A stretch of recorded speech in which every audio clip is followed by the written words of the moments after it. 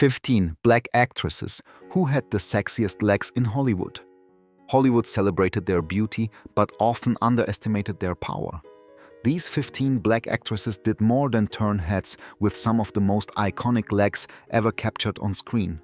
They transformed elegance into authority, challenged narrow beauty standards, and opened doors in an industry that rarely gave black women equal recognition. From Josephine Baker's revolutionary stage presence and Dorothy Dandridge's timeless glamour to Pam Grier's fearless confidence and Halle Berry's modern sophistication, every woman on this list created an unforgettable image while building a meaningful legacy. But which star truly defined Hollywood glamour? Stay with us, because the final choice may spark some serious debate. Subscribe to Golden Black Legends and tell us in the comments which remarkable actress first captured your attention. Paula Kelly. Paula Kelly's elegant legs were not merely a feature admired by the camera. They were precision instruments developed through years of disciplined dance training. Born in Jacksonville, Florida, in 1942 and raised in New York City, Kelly attended the High School of Performing Arts before earning a degree from the Juilliard School of Music.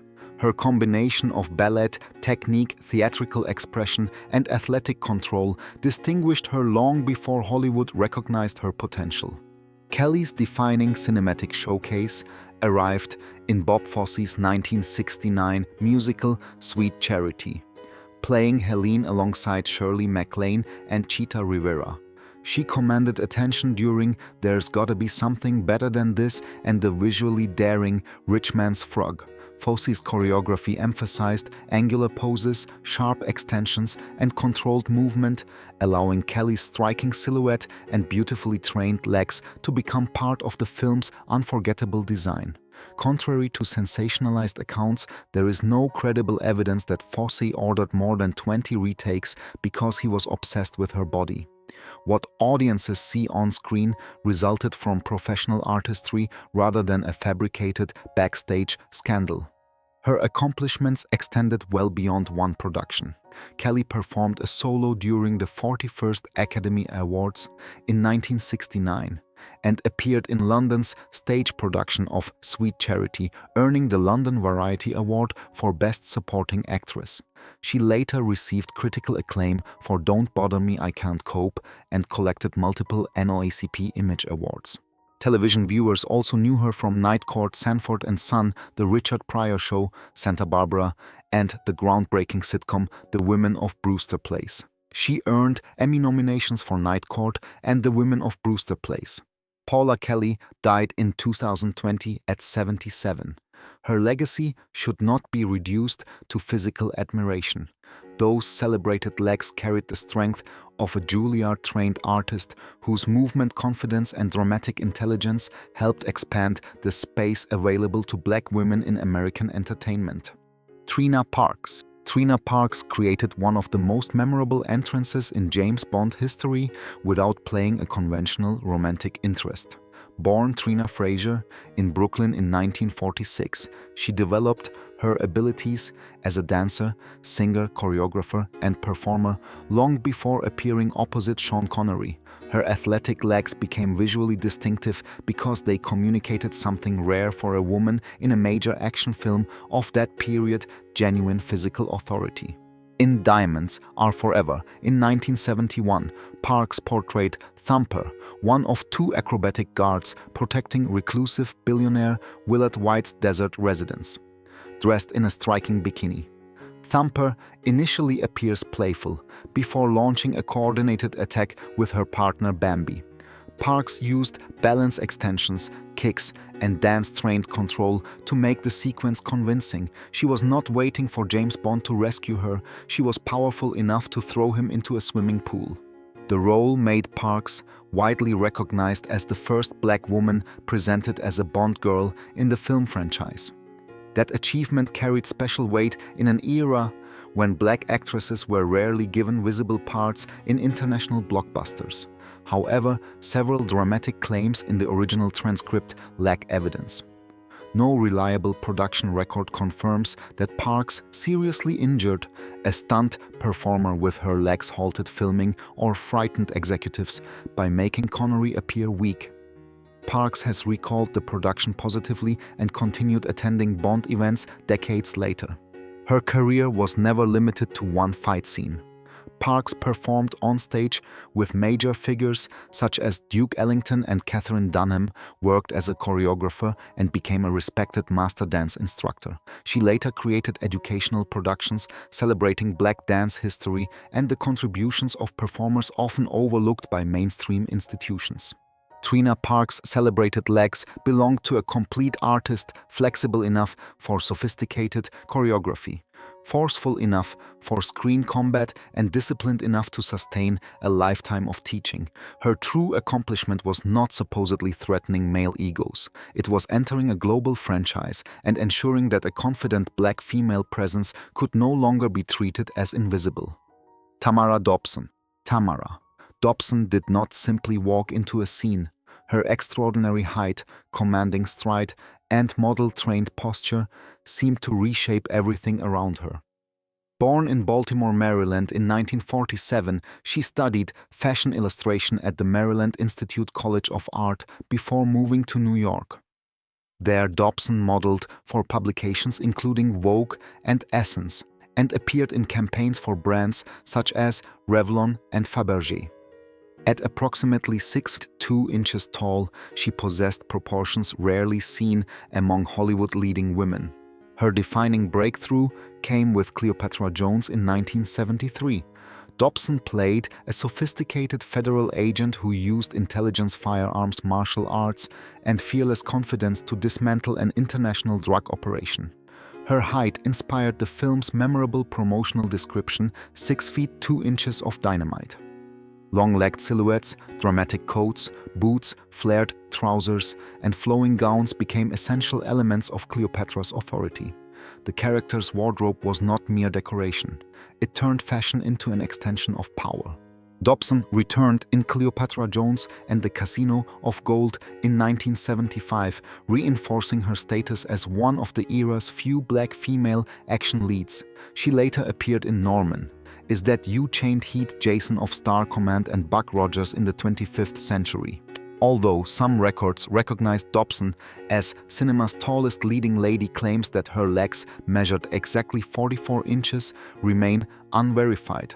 Likewise, no dependable source confirms that she forced director Jack Starrett to lie beneath her heels or repeatedly delayed filming to demand revealing camera angles. Such stories distract from what the films already demonstrate. Dobson understood visual presentation because she was both a trained artist and experienced fashion model. After being diagnosed with multiple sclerosis in 2000, Tamara Dobson died from complications of pneumonia and the disease in 2006 at 59. Her enduring image is not simply that of a beautiful woman with remarkably long legs. She remains an imposing screen heroine who made elegance, Black identity, and physical dominance inseparable.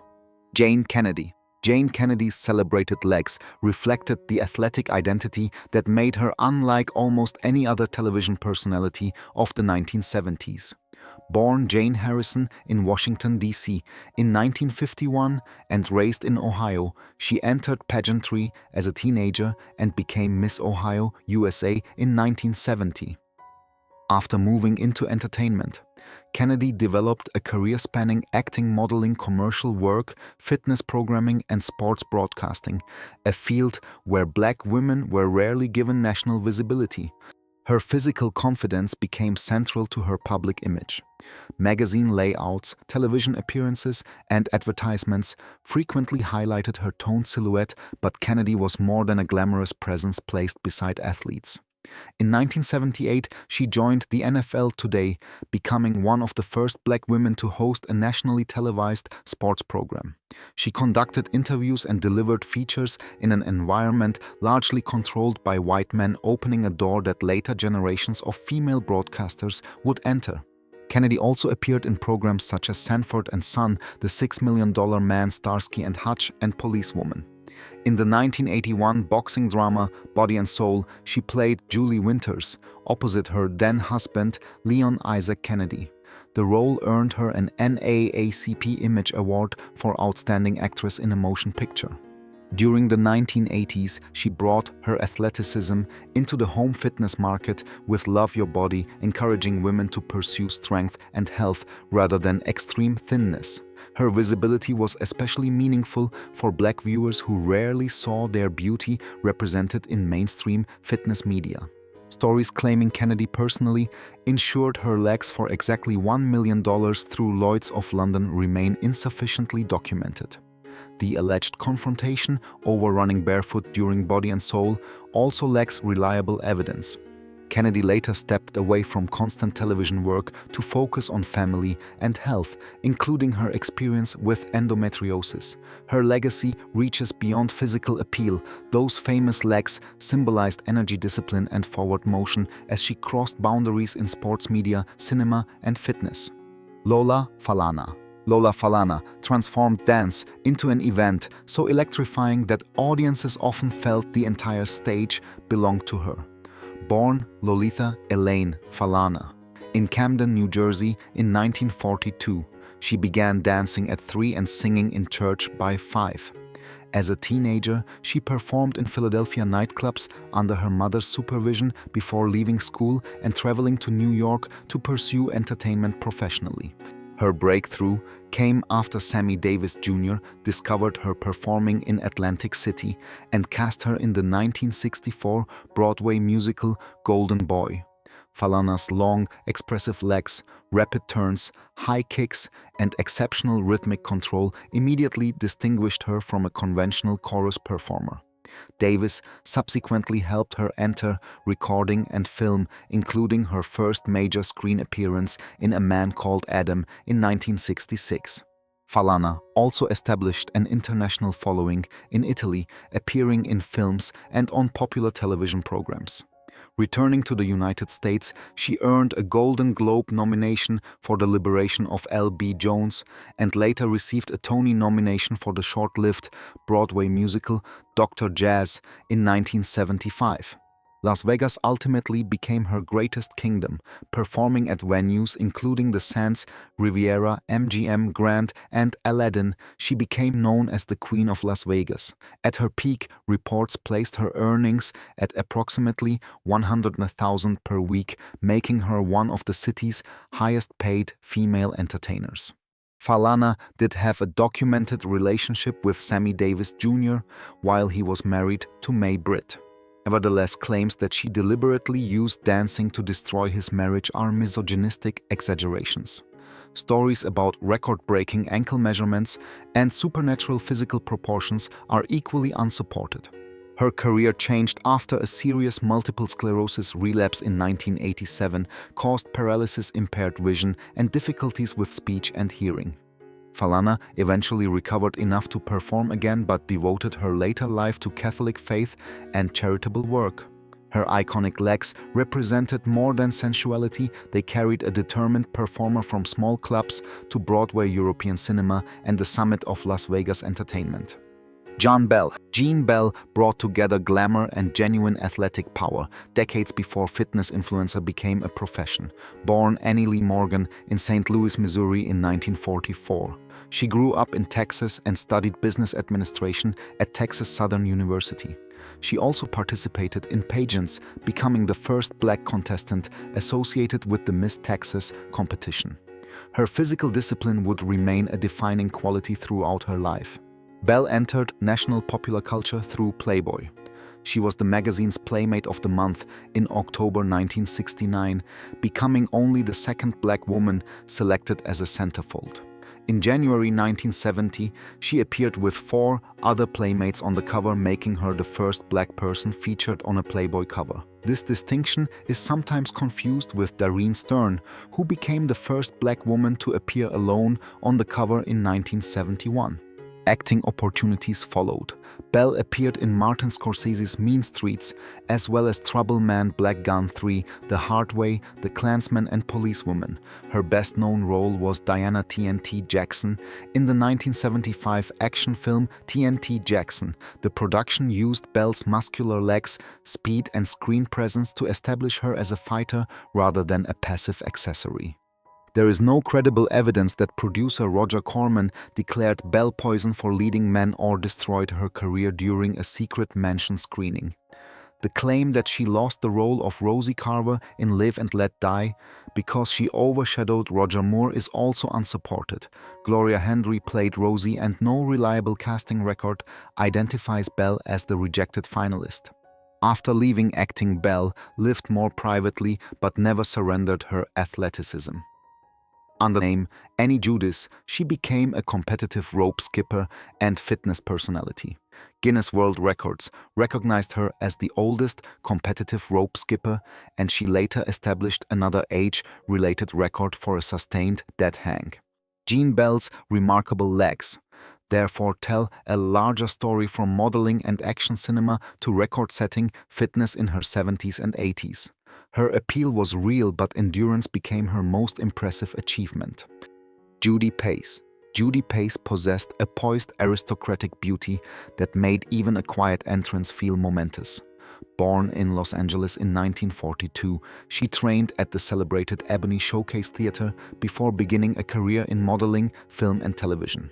Her shapely legs, refined posture, and composed manner made her a favorite of fashion photographers. But Pace repeatedly proved that physical elegance was only one part of her appeal. Her film breakthrough came in the provocative 1968 comedy drama Three in the Attic. Playing Ulysses Pace became part of an interracial storyline rarely presented so openly in mainstream American cinema. Film critic Roger Ebert praised her striking screen presence, but the transcript falsely attributes a statement to him calling hers the most dangerous legs in film history. No reliable record contains that quotation. Pace joined the cast of Peyton Place as Vicky Fletcher, becoming one of the relatively few black performers with a recurring role in a major primetime drama of the period. She later appeared in Cotton Comes to Harlem, Cool Breeze and Frogs, alongside numerous television programs including Batman Bewitched, The Flying Nun, Sanford and Son, and Good Times. Her career unfolded when opportunities for black actresses remained severely restricted. In an interview, Pace directly addressed the problem, asking why the industry celebrated prominent black male stars while providing so few substantial roles for women. Her observation offers a documented and far more meaningful account than the transcript's unsupported allegations.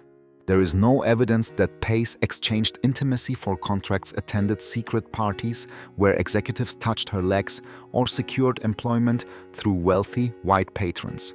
Those claims are defamatory and should be removed entirely. Pace later married baseball star Curt Flood and remained with him until his death in 1997. She died in November 2024 at 82. Her legacy belongs to a performer who combined exceptional beauty with intelligence and quiet resistance, challenging Hollywood simply by insisting that black actresses deserved characters as sophisticated as the women playing them. Vonetta McGee. Vonetta McGee carried herself with a cool sophistication that separated her from the exaggerated stereotypes often imposed upon black women in 1970s cinema. Born in San Francisco in 1945, she studied pre-law at San Francisco State College before leaving the United States and beginning her acting career in Europe. Her earliest films included the Italian comedy Faustina and Sergio Corbucci's influential western The Great Silence. When McGee returned to America, Hollywood quickly recognized her photogenic elegance. Her tall, streamlined figure and graceful stride appeared prominently in Melinda and Hammer in 1972. That same year, she played both Luva and her modern reincarnation, Tina, in the landmark horror film Blackula. McGee brought emotional weight to a production that might otherwise have relied entirely on its sensational title. Further leading roles followed in Shaft in Africa, Detroit 9000, and Thomasine and Bushrod, the latter opposite her then-partner Max Julien. She later worked with Clint Eastwood in The Eiger Sanction and appeared in television productions throughout the 1980s and 1990s. McGee was openly critical of the term blaxploitation. She noted that white performers were simply called actors, while black artists were placed in a separate category, even when their movies used similar action, crime, or adventure formulas. Her comments revealed an artist seeking professional recognition rather than a manufactured reputation as an exotic screen object. The alleged incident in which McGee slapped a photographer and shattered his camera at the Blackula premiere cannot be verified. No dependable archive supports the quoted declaration about her legs being art, not cheap meat, nor the supposed headlines attributed to the Los Angeles Times and National Enquirer. McGee was diagnosed with Hodgkin lymphoma at 17 but survived the illness. She died from cardiac arrest in 2010 at 65. Her enduring allure came from restraint, a measured walk, an expressive gaze, and a dignity that demanded audiences see the complete actress behind the glamorous image. Lonette McKee. Lonette McKee's beauty carried an unusual emotional intensity. Her long, elegant form could appear regal in one scene and devastatingly vulnerable in the next. Born in Detroit in 1954 to an African-American father and a mother of Swedish heritage, McKee showed extraordinary musical ability as a child. She began writing songs, singing and playing keyboards at 7, then recorded her first regional hit at only 14. Cinema audiences discovered her in the 1976 musical drama Sparkle. As Sister Williams, the gifted eldest member of a sibling singing group, McKee delivered a performance filled with ambition, sensuality, addiction, and tragedy. Her glamorous costumes and commanding stage movements helped make Sister the film's most unforgettable figure. Yet, McKee's acting ensured the character was never reduced to appearance. She continued working opposite Richard Pryor in Which Way Is Up and Brewster's Millions. Other notable credits included The Cotton Club, Round Midnight Gardens of Stone, Jungle Fever, Malcolm X, Men of Honor, Honey and Eight-Heel. Her ability to cross between musicals, comedy, historical drama, and contemporary stories gave her a longevity many performers from the 1970s never achieved. McKee also made theatrical history. In 1983, she became the first black actress to play Julie Laverne in a Broadway production of Showboat. The complicated role, traditionally performed by a white actress, earned McKee a Tony nomination for Best Actress in a Musical. She returned to Julie in the acclaimed 1994 revival. No credible source supports the transcript's claims that jealous dancers hid pins in her shoes or sabotaged her costumes, nor is there evidence of a backstage golden legs contest. McKee's documented challenges involved racial classification, limited opportunities, and the difficulty of portraying multiracial women in American entertainment. Beyond acting, she has composed music, recorded albums, taught performance, and developed her own creative projects. At 72 in 2026, Lonette McKee remains a multi-dimensional artist whose striking silhouette opened the door, but whose voice and dramatic power kept audiences watching. Dorothy Dandridge. Dorothy Dandridge brought such breathtaking elegance to the screen that Hollywood celebrated her beauty while repeatedly failing to offer the protection or opportunities her talent deserved. Born in Cleveland, Ohio, in 1922, she entered entertainment as a child alongside her sister Vivian. Performing first as the Wonder Children and later as part of the Dandridge sisters, Dorothy developed the dancer's balance, defined legs, and effortless stage movement that would become central to her image.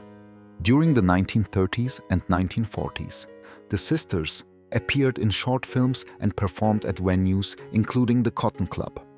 Dorothy gradually pursued solo work, accepting small movie parts while becoming a successful nightclub singer. Her appearances in fitted gowns and carefully choreographed numbers revealed an unusual combination of refinement, warmth, and controlled sensuality. Her historic breakthrough arrived with Carmen Jones in 1954. as the fiercely independent Carmen Dandridge used every aspect of her physical performance, her walk, posture, dancing, and gaze to communicate confidence and danger. Although opera singer Marilyn Horne dubbed the character's vocals, the personality belonged completely to Dorothy. The performance made her the first black woman nominated for the Academy Award for Best Actress. She later starred in Island in the Sun, The Decks, Ran, Red and Porgy, and Bess, earning a Golden Globe nomination for the latter. Nevertheless, racism severely limited her choices. Hollywood promoted her as an international beauty but hesitated to cast her in romantic roles opposite white actors or develop vehicles worthy of her abilities. Her private life brought further difficulties, including troubled marriages, financial losses, career setbacks, and the responsibility of caring for her daughter Carolyn, who had significant developmental disabilities. Dandridge died in 1965 at only 42 from an accidental overdose of the antidepressant imipramine. Her famous legs and gowns remain part of Hollywood imagery, but Dorothy's importance is far greater. She crossed a barrier no black leading actress had crossed before leaving a path that later stars could follow, even though she paid an unforgivably high price for opening it. Josephine Baker. Josephine Baker turned her body into a language of rebellion long before Hollywood understood the power of a black female superstar. Born Frida Josephine McDonald in St. Louis, Missouri in 1906, she experienced poverty, racial violence, and domestic work as a child. Dance offered an escape. After performing in touring productions, she joined the chorus of Broadway's Shuffle Along, where her comic timing and energetic movements distinguished her from the ensemble. France transformed her career. Arriving in Paris in 1925, Baker became a sensation in La Revue Negre. Her extraordinarily flexible legs, expressive face, and fearless physical comedy challenged European expectations of stage performance. The following year, she introduced her famous banana skirt routine at the Folies Bergère. Although the costume has sometimes been discussed only as exotic spectacle, Baker controlled the performance with speed, humor, and deliberate exaggeration. She understood that audiences came to gaze, then used their attention to build financial independence and international influence. Baker appeared in films including Siren of the Tropics, Zuzu, and Princess Tam Tam, becoming one of the earliest black women to lead major motion pictures. Her life later expanded far beyond entertainment. During World War II, she assisted the French resistance, transporting intelligence concealed in sheet music and helping refugees. France awarded her the Croix de Guerre, the Resistance Medal, and membership in the Legion of Honor. Baker also confronted segregation in the United States. She refused to perform for divided audiences and spoke at the 1963 March on Washington, wearing her French military uniform. Her adopted family of children from different backgrounds became known as the Rainbow Tribe. Josephine Baker died in Paris in 1975 at 68, shortly after opening a retrospective stage production celebrating her career. In 2021, she became the first black woman symbolically inducted into France's Pantheon. Her legendary legs carried her from American poverty to international stardom, wartime service, and civil rights activism. Their real power was not seduction, it was the freedom Baker created every time she stepped onto a stage. Pam Grier. Pam Grier reshaped the image of the black female action star with a physical presence that was simultaneously glamorous, athletic, and uncompromising.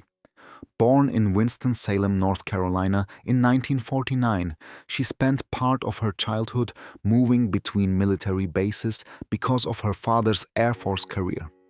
After settling in Colorado, Grier participated in pageants before relocating to Los Angeles, where she initially worked as a receptionist at American International Pictures. Her early film appearances included women in prison productions, such as The Big Dollhouse, Women in Cages, and The Big Bird Cage. These movies frequently emphasized her body, but Grier's intensity made her impossible to dismiss as decoration. Her powerful stride, toned legs, and controlled fighting movements communicated that her characters could defend themselves without waiting for male intervention. The breakthrough came with Coffee in 1973. Greer played a nurse who wages a personal war against the criminals responsible for her sister's addiction. She followed it with Foxy Brown in 1974, creating another stylish heroine who combined intelligence, sexuality, and force. Boots, short skirts, flared trousers, and dramatic coats became parts of her cinematic armor. Greer's beauty attracted audiences, but her authority changed the genre. She expanded beyond action pictures through roles in Fort Apache, The Bronx, Above the Law, and television projects. Quentin Tarantino later wrote Jackie Brown specifically with Greer in mind. Her restrained, mature performance earned Golden Globe and Screen Actors Guild nominations in 1998, introducing her abilities to another generation. Greer survived cervical cancer after receiving a grim diagnosis in 1988. Following treatment, she continued acting and later published her memoir, Foxy, My Life, in 3 acts. Her subsequent work included The L Word, Smallville, and Bless This Mess. At 77, in 2026, Pam Grier remains an essential screen pioneer. Her celebrated legs were part of a complete action vocabulary, running, kicking, standing firm, and walking away from danger after defeating it. She did not merely appear powerful, she permanently changed who audiences could believe a hero might be. Diahann Carroll. Diahann Carroll projected a level of sophistication that made every gown, staircase, and entrance seem designed specifically for her. Born Carol Diane Johnson in the Bronx in 1935, she began modeling as a teenager and studied at New York University before choosing entertainment. Her polished singing voice, graceful posture, and long-legged silhouette soon brought nightclub engagements, television appearances, and film roles. Carol made her movie debut in Carmen Jones in 1954, playing Mart opposite Dorothy Dandridge. She subsequently appeared in Porgy and Bess and Paris Blues, but the stage provided her first historic triumph. In 1962, she won the Tony Award for Best Actress in a musical for Richard Rodgers' No Strings, becoming the first black woman to win that category. Television history followed.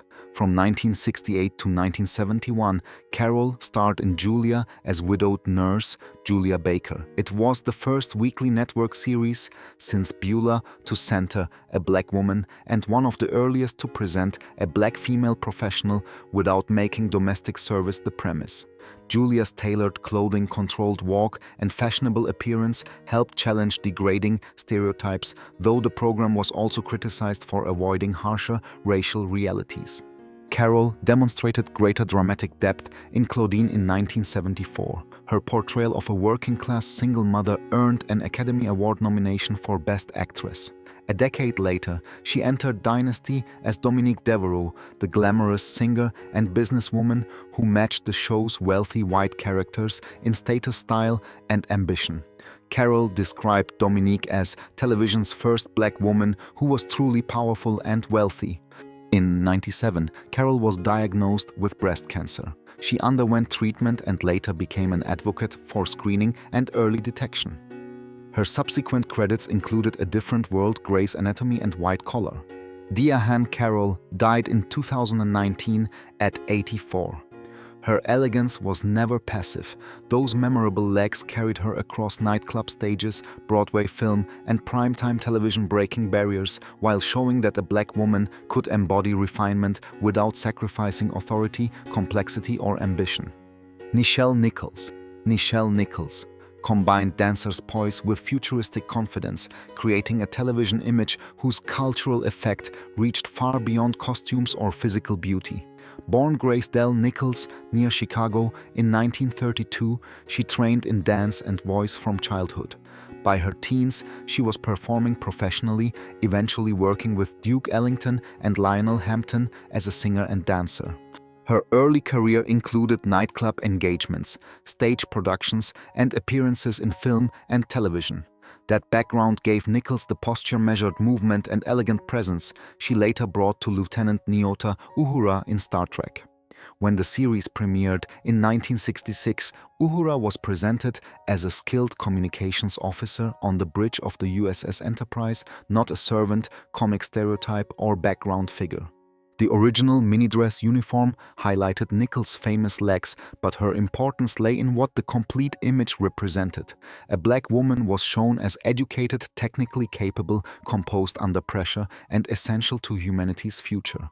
Nichols initially considered leaving Star Trek after its first season for a Broadway opportunity. According to her often repeated account, Dr. Martin Luther King Jr. encouraged her to remain because Uhura offered black children and adults a vision of equality they rarely saw on television. Nichols also participated in one of American television's earliest prominent interracial kisses, shared with William Shatner. In the 1968 episode Plato's Stepchildren, she returned as Uhura in 6 feature films released between 1979 and 1991. Her influence extended into the real space program. Beginning in the late 1970s, Nichols worked with NASA to recruit women and minority astronaut candidates. Those recruited during the campaign included Sally Ride, Judith Resnick, Ronald McNair, and Guion Bluford. Nichols suffered a stroke in 2015 and faced declining health in her later years. She died in 2022 at 89. Her on-screen beauty helped capture viewers' attention, but Nichelle Nichols used that visibility to change expectations. Her graceful walk across a fictional starship bridge helped real scientists and astronauts imagine themselves traveling much farther. Halle Berry brought athletic elegance into modern Hollywood, becoming equally convincing in an evening gown, superhero uniform, or physically demanding dramatic role. Born in Cleveland, Ohio in 1966, she entered beauty competitions as a young woman, winning Miss Teen All-American in 1985 and Miss Ohio USA in 1986. She finished as first runner-up at Miss USA and later represented the country at Miss World. Berry moved into acting through television, appearing in Living Dolls and Knots Landing. Her film breakthrough came in Spike Lee's Jungle Fever in 1991, where she deliberately abandoned pageant glamour to play a woman struggling with drug addiction. Subsequent roles in Boomerang, The Flintstones, Losing Isaiah, and Bulworth demonstrated her versatility. Her portrayal of Dorothy Dandridge in the 1999 HBO film Introducing Dorothy Dandridge became a defining achievement. Berry won Emmy, Golden Globe, and Screen Actors Guild Awards while honoring a performer whose career had exposed Hollywood's racial barriers. In 2000, Berry began playing Ororo Munroe, better known as Storm in the X-Men franchise. The character's fitted costumes and commanding stance made Berry a modern action icon. She performed another memorable entrance as Jinx Johnson in the 2002 James Bond film Die Another Day, emerging from the ocean in an orange bikini designed as a tribute to Ursula Andress. That imagery followed the most important victory of her career. Berry won the 2002 Academy Award for Best Actress for Monsters Ball, becoming the first and, as of 2026, still the only black woman to win that category. Her emotional acceptance speech acknowledged the women whose opportunities she hoped the achievement would expand. Berry continued performing action-intensive roles in Catwoman, Gothica, John Wick, Chapter 3, Parabellum, and Bruised, which also marked her feature directing debut. At 59, she remains admired for fitness strength and red carpet style. Yet her iconic legs represent more than appearance. They belong to a performer who moved from pageants into history-crossing genres while carrying the unfinished legacy of Dorothy Dandridge onto Hollywood's biggest stage. These 15 women proved that unforgettable glamour is never defined by appearance alone. Their poise, movement, fashion talent, and confidence helped reshape how black femininity was presented across film, television, photography, and the stage. Some became international symbols. Others broke barriers, quietly leaving an influence that deserves far greater recognition. Yet one question remains: who truly had the most iconic legs in Hollywood history? Josephine Baker, Dorothy Dandridge, Lola Falana. Pam Grier, Halle Berry, or someone else on this list. There may never be one answer, and that is exactly what makes this legacy worth debating. Share your choice and your reasons in the comments. If you value stories that honor Black achievement without fake news, subscribe to Golden Black Legends and join our growing community.